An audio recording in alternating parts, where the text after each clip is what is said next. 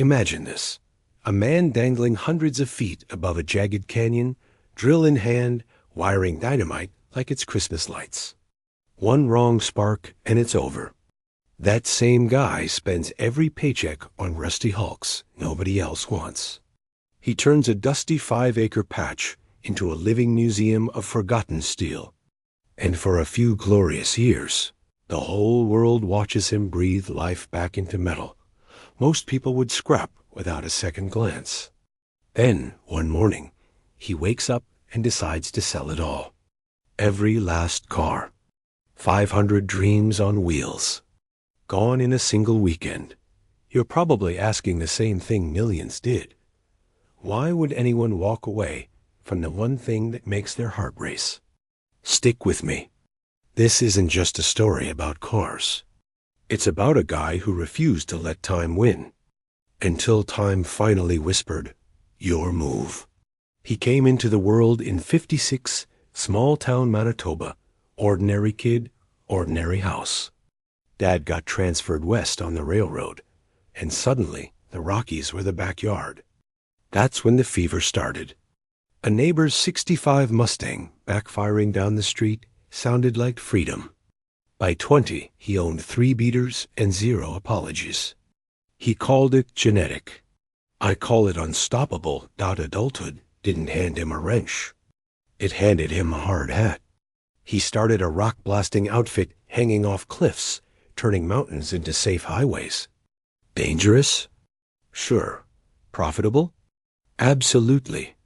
10 months a year on the road, cash burning holes in his pockets.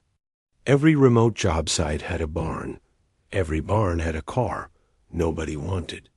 He wanted them all. Trailers, flatbeds, once even the bucket of a front-end loader. If it rolled, he dragged it home. The pile grew faster than the farm could hide it. His wife drew a line in the dirt, pick me or the junk. So he bought 5 acres beside an auto museum, slapped a shop on it, and kept buying.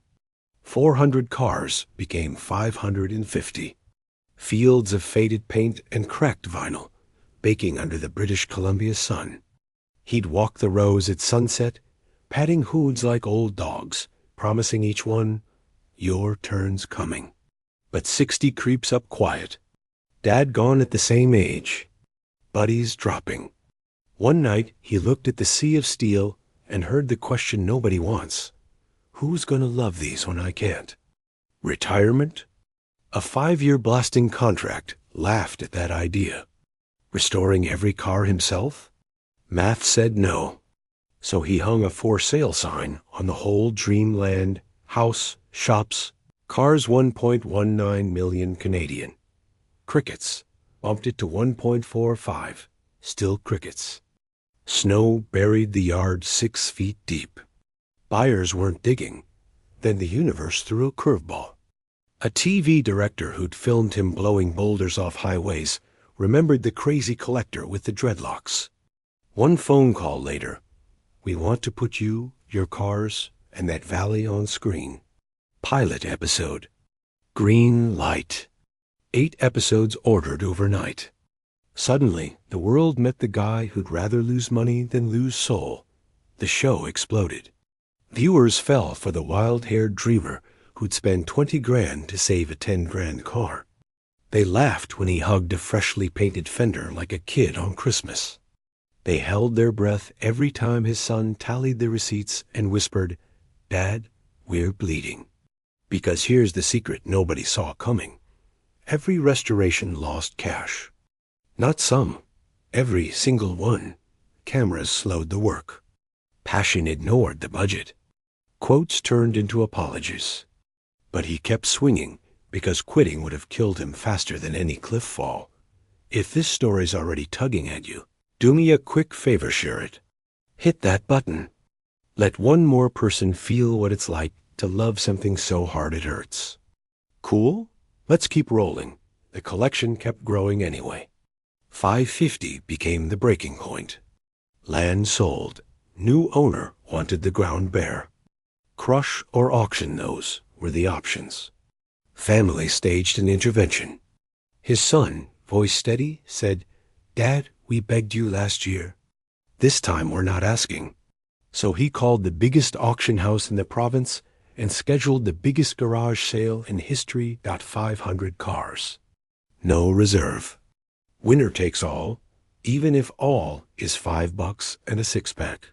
3 fully restored gems led the pack. A snarling Camaro, a wagon straight out of a 50s postcard, a Blazer ready to climb mountains. The rest, projects, parts, memories. The night before, he couldn't sleep. Lay in bed staring at the ceiling, hearing phantom gavel bangs. What if his life's work sold for scrap change? What if his best friend sniped his favorite ride for pocket lint? Morning came. 7,000 bidders online. 700 live. The auctioneer rolled through the field like a preacher at a revival. Mike's knees buckled. His son and best friend each grabbed an arm, dragged him to the front row. First car crossed the block sold. Second sold. The sound of keyboards clacking halfway around the world echoed louder than any engine he'd ever fired. By sundown, the tally hit $750,000. Cars he'd rescued for pennies fetched 20 grand. A few went for beer money. Didn't matter. Strangers cried when they won. Grown men hugged hoods like old friends. Mike stood in the dust, eyes wet, watching his babies find new homes. He'd planned to keep 10. Walked away keeping 52. Progress, he laughed, wiping his face. Last car off the field. He fired up the torch on one final client build, a 64 Pontiac for a young family. Swapped in a third-row seat traded from another hoarder's stash. Handed over the keys just as the sun kissed the mountains. Kids piled in, parents grinning ear to ear. Perfect goodbye. So what really happened to the cliff blaster who collected dreams? He grew up, sort of. Let go of the weight without letting go of the love. 52 cars still sit in his new, smaller yard. Fresh rust keeps rolling through the gate. Old habits, new chapter. And if you're wondering whether he'll fill another field someday, lean in close. The man who outran avalanches and outspent common sense just smiled and said, "Give me 5 years. If that doesn't light a fire under you to chase what sets your soul roaring, check your pulse. Smash like, ring the bell. Share this with every dreamer you know. Let's keep the story alive, one rebuilt heart at a time. I'll catch you in the next one. Stay rusty, friends.